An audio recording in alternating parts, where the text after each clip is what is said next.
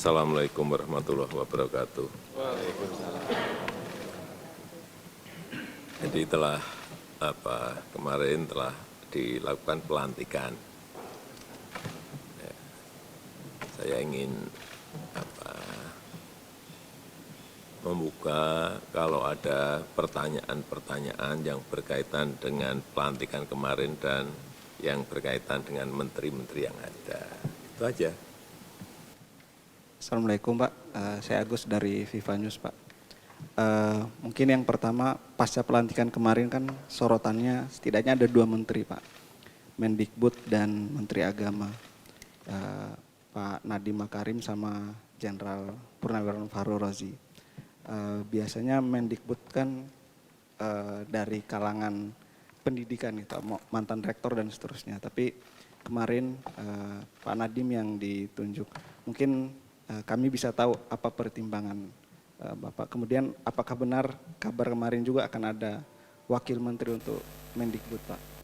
Kemudian soal Menteri Agama mungkin sama Pak, apa latar belakang kemudian diangkat dari Purnawirawan TNI. Apakah ada wakilnya juga nanti Pak? Terima kasih Pak. Ya, yang pertama Mendikbud. Kita ini memiliki 17.000 pulau, 514 kabupaten kota yang tersebar.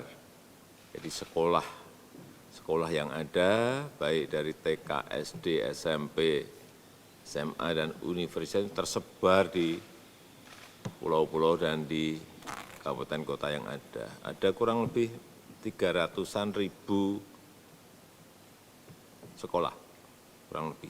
Dengan kurang lebih 50-an juta pelajar-pelajar kita. Dibayangkan, mengelola sekolah, mengelola pelajar, memanajemeni guru yang sebanyak itu,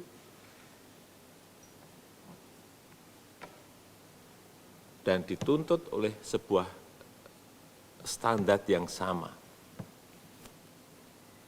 Nah, kita diberi peluang setelah ada yang namanya teknologi, yang namanya aplikasi sistem, yang bisa mempermudah dan bisa membuat lompatan, membuat loncatan sehingga hal-hal yang dulu dirasa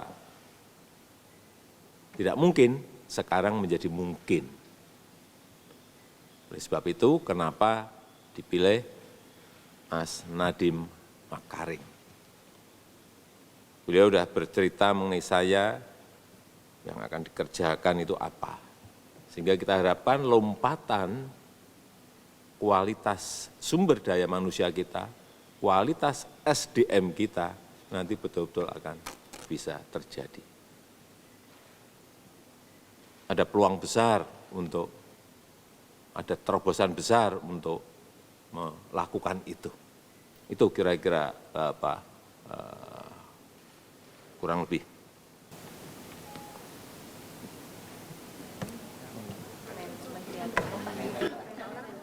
Wamen kalau diperlukan yang akan diberi, kalau diperlukan. Kalau itu memberikan dukungan agar kerja besar, sekali lagi, ini kita mengelola sebuah negara yang besar. Jadi kalau ada wamennya dan itu memang memberikan dukungan, ya nggak apa-apa, kita akan beri wamen. Yang kedua, yang pertanyaan mengenai Menteri Agama. Sejarah juga telah ada Menteri Agama dari TNI. Yang kedua, kita ingin yang berkaitan dengan radikalisme, yang berkaitan dengan intoleransi itu betul-betul secara konkret bisa dilakukan oleh Kementerian Agama. Tapi termasuk di dalamnya adalah nanti perbaikan kualitas pelayanan haji, juga tetap akan dikerjakan oleh Pak Menteri Agama. Jadi ke depan kita harapkan nanti Pak Menteri Agama bisa berbicara banyak mengenai yang berkaitan dengan perdamaian, yang berkaitan dengan toleransi. Beliau memiliki pengalaman lapangan yang panjang, dan saya kira pendekatannya adalah pendekatan lunak yang baik. Ya. Mengenai juga di Kementerian Agama, apakah dibutuhkan wamen atau tidak, ya kalau itu memperlancar tugas-tugas menteri akan kita beri. Kalau enggak, ya enggak. Saya Putri dari Metro TV, Pak. Menindaklanjuti pertanyaan yang soal wamen tadi, Pak. Artinya wamen ini sudah didiskusikan belum sih, Pak, sebenarnya sama menteri-menteri yang terpilih tadi? Atau sudah ada keputusannya untuk pelantikannya tuh kapan, Pak? Apakah Bapak juga akan seperti kemarin memanggil satu persatu wamen-wamen? Atau sudah ada sebenarnya nama-namanya ini? Terus wamen ini apakah ada masukan dari partai politik atau nantinya wamen-wamen lebih banyak dari profesional? Kan sempat juga dari Menteri BUMN Erick Thohir mengatakan dia meminta 3 wakil menteri ini jadi masukan, jadi pertimbangan, dan kriterianya wakil menteri itu sebenarnya apa saja sih, Pak? Yang selanjutnya, Pak, saya juga ingin tahu, Pak, kalau memang nanti ada misalnya pelantikan wamen, konsepnya akan dilantik seperti kemarin kah dengan duduk di tangga atau ada sesuatu hal lain, Pak? Ini cukup menarik sih saya melihat di publik pun, saya pribadi ketika melihat berbeda 2014 sama yang 2019 begitu. Kalau saya pribadi melihatnya Bapak kan selalu semiotika. Ini di tangga apakah karena menuju untuk ke atas bersama seperti Kabinet Indonesia Maju begitu. Ada artinya tidak sih Pak kalau kemarin pelantikan di tangga? Terima kasih Pak. Tadi ya Pak, mengenai wamen. Jadi sebetulnya juga sudah selesai, wamen itu sudah selesai. Ada yang dari partai, ada juga yang dari profesional. Yang kita harapkan sekali lagi bahwa wamen ini betul-betul membantu menterinya. Saya berikan contoh misalnya di BUMN. Kalau memang menterinya membutuhkan wakil menteri sampai 3, dan itu diperlukan, kita tahu BUMN kita ada berapa? 140-an BUMN, 140-an perusahaan. Jadi kalau mengelola perusahaan sebanyak itu, perlu pengawasan, perlu dikontrol, perlu cek, ya kalau memang diperlukan itu ya enggak apa-apa. Yang paling penting betul-betul wamen itu berfungsi betul, membantu para menteri. Jadi kita harapkan sore hari ini sudah final semuanya dan segera dilantik. Secepatnya akan kita lantik. Jumlahnya, waduh, belum ngitung. Nanti finalisasinya ini, kira-kira malam ini. Yang paling penting, sekali lagi, setiap wamen harus memiliki kompetensi yang mendukung kerja para menteri. Karena dari proses reevaluasi yang terakhir kita tahu misalnya kayak BUMN itu sudah memiliki aset kurang lebih 8.400-an triliun. Jadi kalau dan saya sudah pesan kepada Menteri BUMN agar ini dikelola dengan manajemen korporasi, tetapi orientasinya adalah tetap untuk kepentingan rakyat. bukan hanya melulu keuntungan, tetapi untuk rakyat, untuk negara. Oh ya, karena tidak berdiri. Masa di tangga pakai kursi. Tidak lah, saya kira kita memang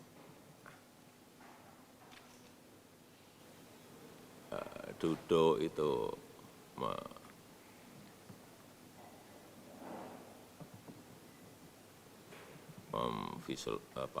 filosofikan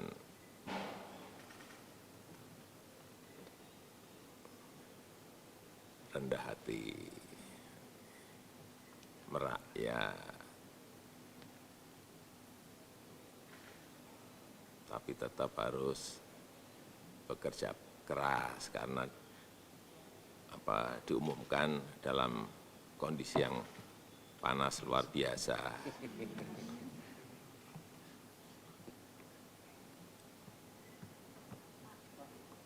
Bisa saja dikenalkan di dalam ruangan yang ber-AC sejuk, tetapi memang kita ingin keterbukaan sehingga di tempat terbuka.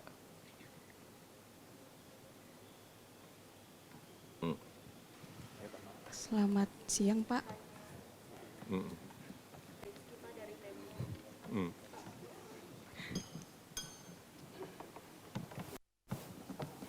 Sebenarnya apa sih Pak alasan Bapak memilih Pak Terawan sebagai Menkes?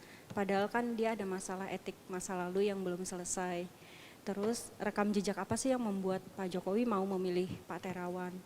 Lalu yang kedua, Jaksa Agung Pak ST Burhanuddin ini memiliki kedekatan dengan Pak TB Hasanuddin, politikus PDIP. Apakah dipilih karena kedekatan itu? Lalu apa alasan Bapak menunjuk Pak Burhanuddin menjabat sebagai Jaksa Agung? Terima kasih Pak. Yang pertama mengenai Menteri Kesehatan. Menteri ini lebih titik beratnya lebih kepada pengelolaan, lebih pada manajemen. Baik itu manajemen anggaran, baik itu manajemen personalianya yang ada di Kementerian Kesehatan, baik juga manajemen mendistribusikan anggaran agar betul-betul bisa dirasakan manfaatnya oleh masyarakat. Sehingga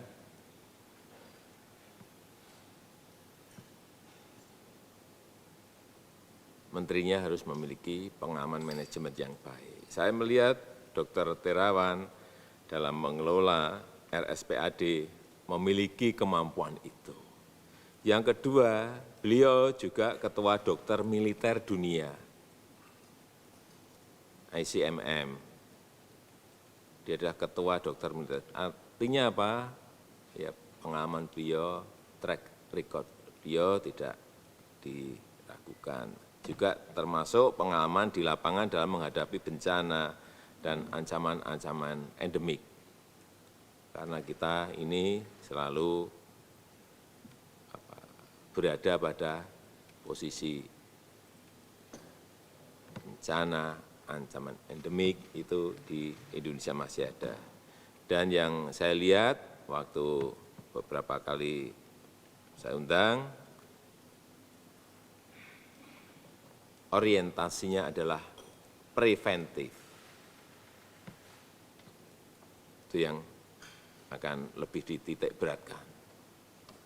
Artinya yang berkaitan dengan pola hidup yang sehat, pola makan yang sehat, olahraga yang sehat, bukan titik beratnya pada mengurusi yang telah sakit. Jadi membuat rakyat kita sehat. Saya kira itu. Ya. Pak, Oh, yang Jaksa Agung.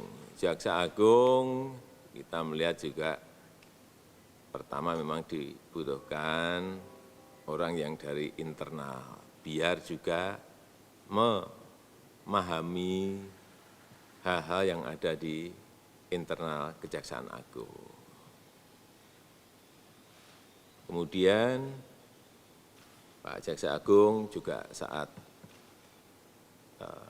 bertemu dengan saya menyampaikan hal-hal yang berkaitan dengan proses-proses perbaikan di internal dan juga yang berkaitan dengan pencegahan korupsi. Saya kira itu yang saya sangat tertarik.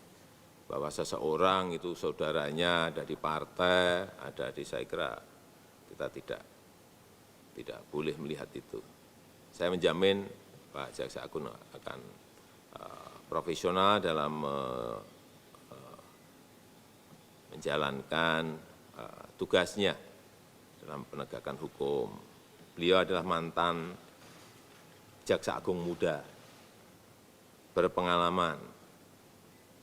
Saya lihat penampilan juga oke, tegas, tapi lembut.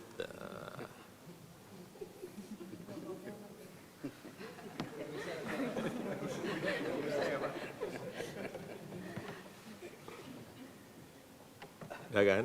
Udah, saya kira udah lah masa semua ditanya. Terakhir. Ya. Pemilihan Mendagri itu kan dipilihnya Pak Tito dari Kapolri. Itu pertimbangannya apa Pak ya, Mendagri dari kepolisian? Sementara kan ada kasus Novel Baswedan yang belum tuntas. Itu kenapa Pak Tito yang dipilih? Yang kedua terkait pemilihan Pak Yasona sebagai Menkumham lagi. Itu juga alasannya kenapa Pak? Padahal kemarin kan ada sejumlah RUU kontroversial yang diprotes oleh masyarakat dan mahasiswa. Terima kasih. Ya, kita tahu Pak Mendagri ini memiliki pengalaman di daerah, memiliki pengalaman yang baik di lapangan, hubungan pada saat-saat dia menjadi Kapolri dengan kepala daerah juga baik. Oleh sebab itu saya tugaskan memang untuk mengawal yang berkaitan dengan cipta lapangan kerja. Agar investasi-investasi yang ada di daerah itu bisa berjalan dengan baik.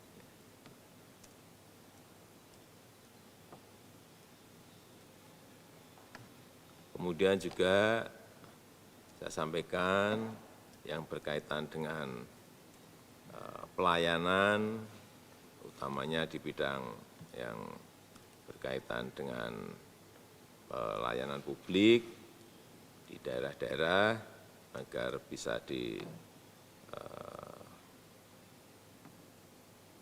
dikoordinasi dengan baik dengan seluruh kepala daerah yang ada, sehingga tata kelola dalam pelayanan kepada dunia usaha, tata kelola pelayanan dalam dunia bisnis, dalam investasi itu betul-betul bisa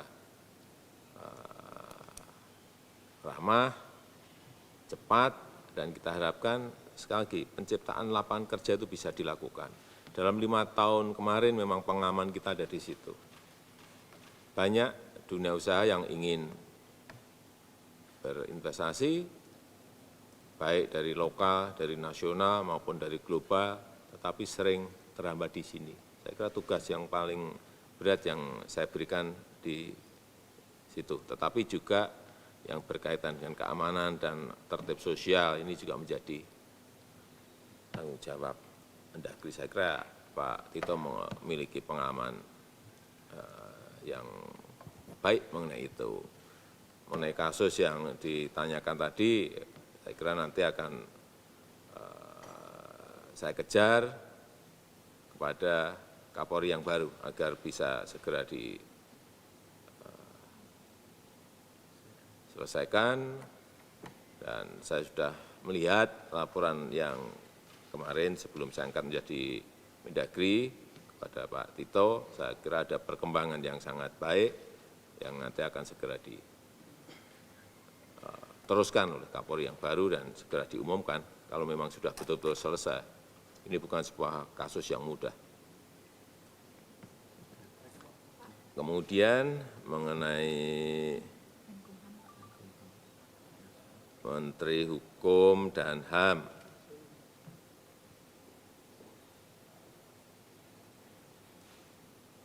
Karena saya sudah tahu Pak Menteri ini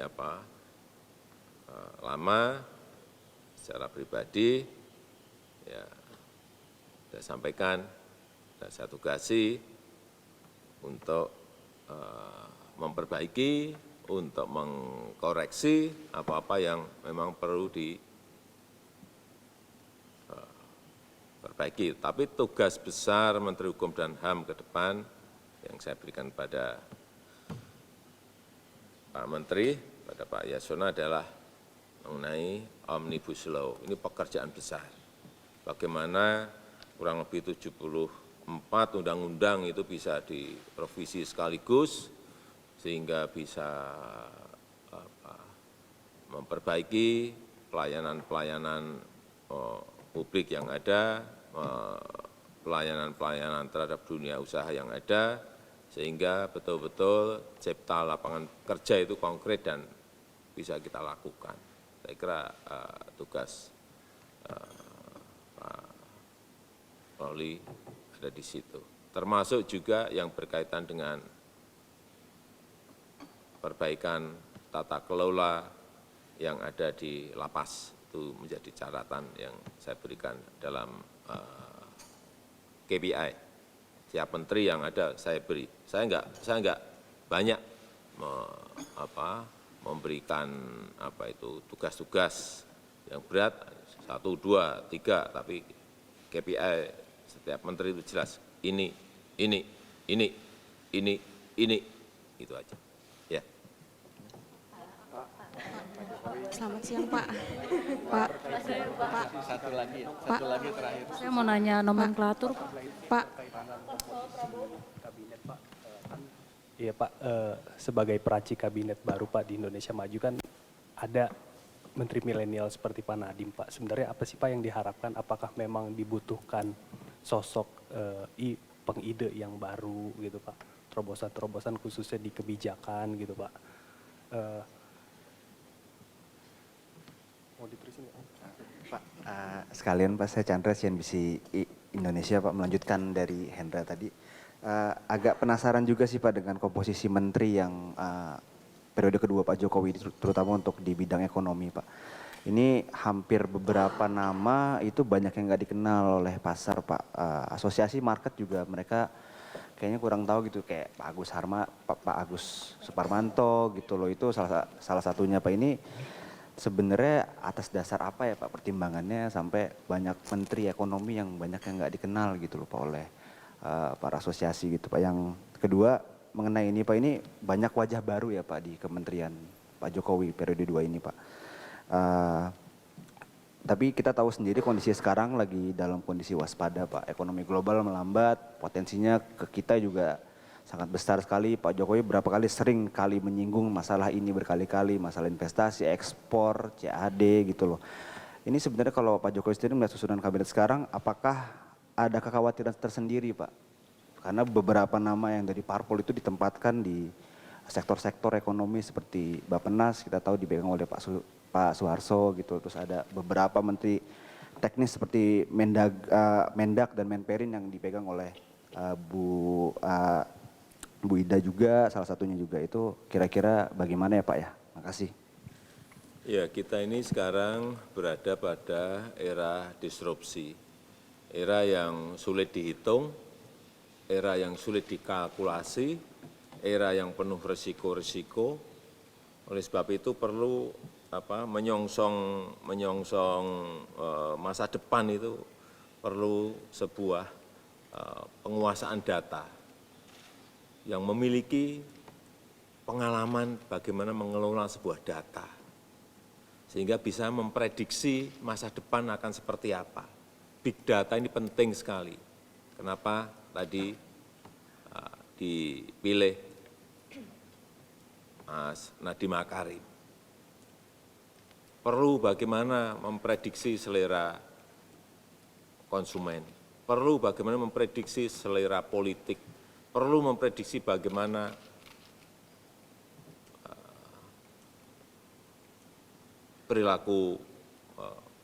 perilaku anak-anak muda sekarang misalnya. Sehingga yang namanya pengelolaan dengan menggunakan Internet of Things, menggunakan artificial intelligence, menggunakan big data, dan lain-lainnya ini memerlukan sebuah sosok yang memang mengerti betul, tahu betul, dan kita memerlukan sebuah bukan tahu tetapi ngerti bagaimana mengimplementasikan inovasi-inovasi yang ada.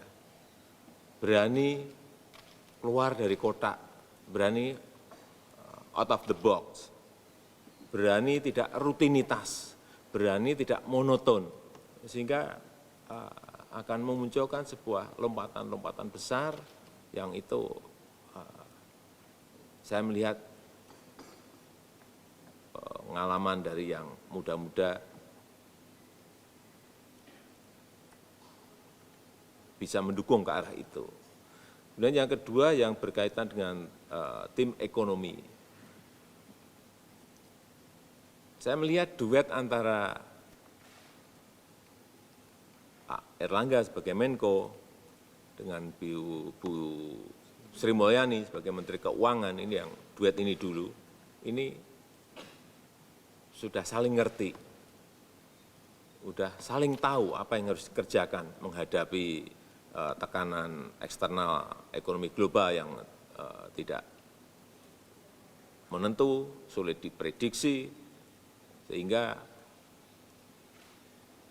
saling pengertian ini penting sekali dalam kabinet kita, dan saya tekankan kerja tim itu yang lebih penting,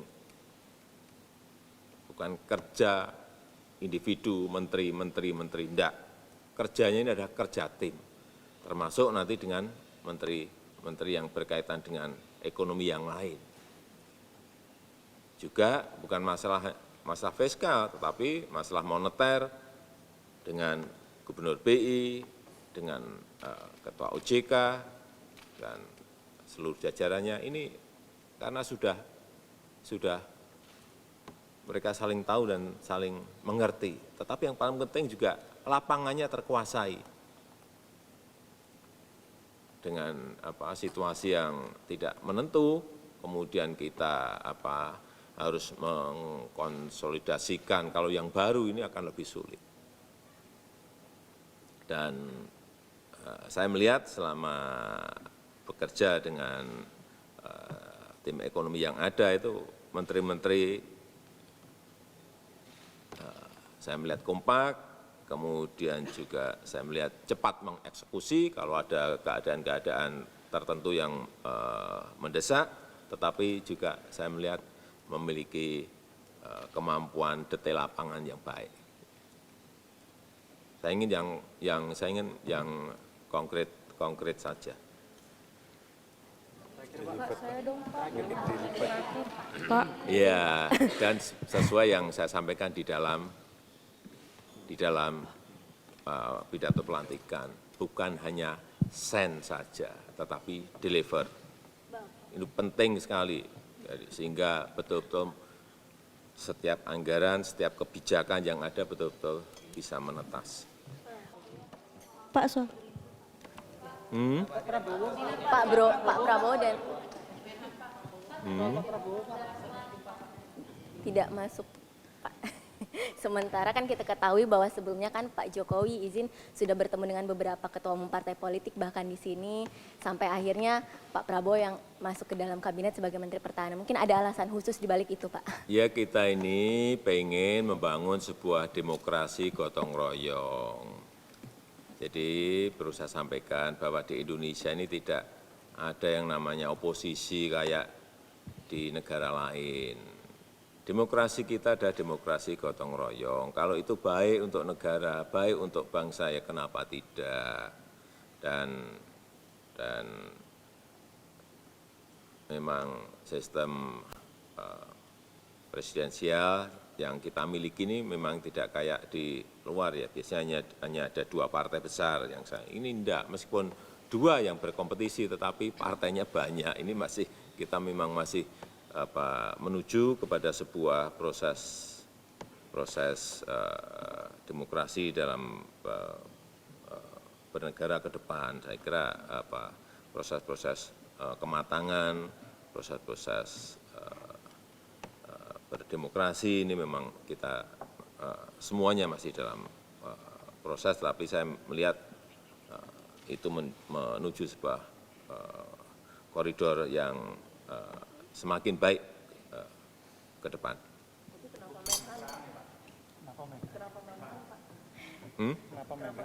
Kenapa? Ya memang pengalaman beliau, pengalaman besar beliau ada di situ.